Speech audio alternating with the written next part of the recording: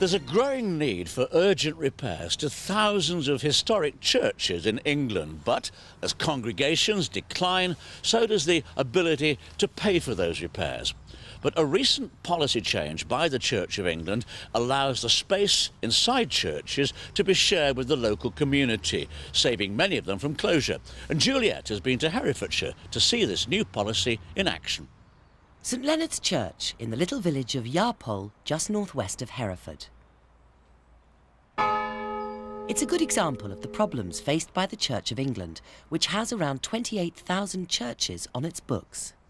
Many of them just aren't suited to the needs of today's congregations. It is a fabulous, well-maintained, beautiful building, bang in the centre of its community. We have for many years been using it for community purposes as well as for worship, but it has some huge practical problems in that the seating is hopelessly uncomfortable, it's immovable, and the heating system is inadequate and is now broken down, and so we need to do a massive fit-for-purpose modernisation. Until quite recently, the Church of England had a pretty inflexible all-or-nothing approach to the problems faced by St Leonard's. Churches had to be used purely for worship. If the upkeep became too much for the local congregation, the door would be locked and that would be that. The building became redundant. In some cases, churches were sold on for another use, such as housing, or demolished. But now, all that's changed.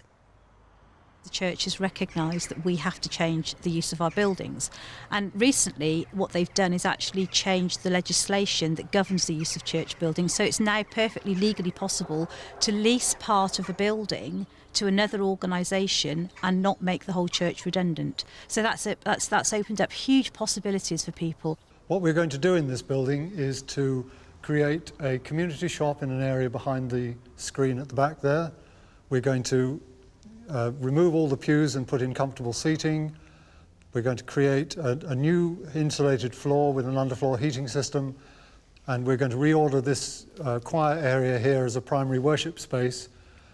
Above the shop, we're going to create a gallery so that we don't lose any space in the building. That will be additional worship space and also a place for a cafe and other recreational events. The new legislation will allow Yarpole